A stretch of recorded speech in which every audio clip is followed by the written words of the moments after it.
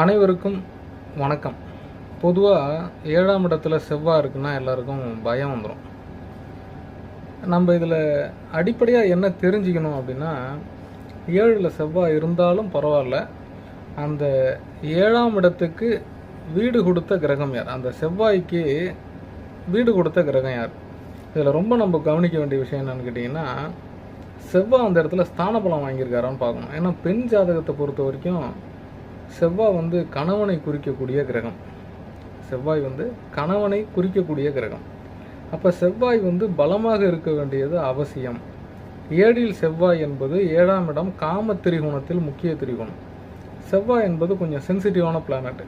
So அதெல்லாம் இருந்ததுன்னா 7ஆம் இடத்துல கொஞ்சம் செக்ஸுவல் ஆக்டிவிட்டியில் கொஞ்சம் ரொம்ப மும்முரமாக இருப்பாங்க, இன்ட்ரெஸ்டாக இருப்பாங்க அப்படின்லாம் சொல்லலாம். அதுதான் தோஷம்னு கருதுகிறாங்க. இன்னும் அது வில்லங்கமான விளைவுகளையும் செய்யும் செவ்வாய்.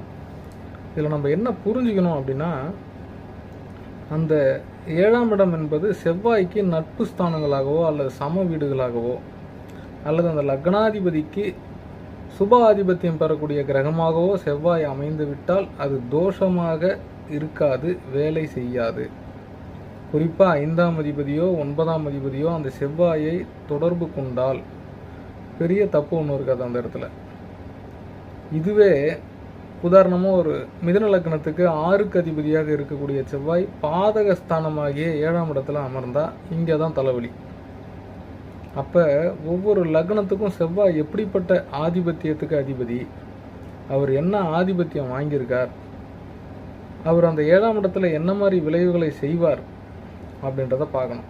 ஒருவேளை 7ஆம் இடத்துலேயே செவ்வாய் இருந்தாலும் கூட சில லக்னங்களுக்கு பகை பெற்றிருந்த அமைப்பிலும் இதே மிதுனத்துக்கு 6க்கு அதிபதி தான் செவ்வாய் 7ல் இருக்கார்.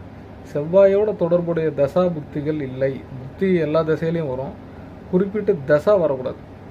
இப்போ செவ்வாய் சாரம் பெற்ற கிரகம் தசை நடத்துகிறார் அப்படின்னாலும் அல்லது செவ்வாயே தசையை நடத்துகிறார் அப்படின்னாலும் மிதுன லக்னத்துக்கு ஒரு கடுமையான விளைவுகளை செய்வார்.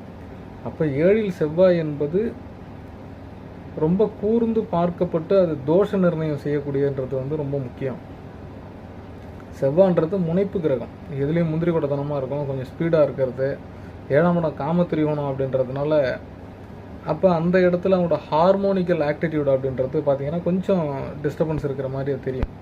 ஸோ அதுக்கு தகுந்த மாதிரி ஜாதகத்தை நீங்கள் மேட்ச் பண்ணி வைக்கணுன்றது தான் அந்த இடத்துல தோஷத்தை சமன் செய்வது.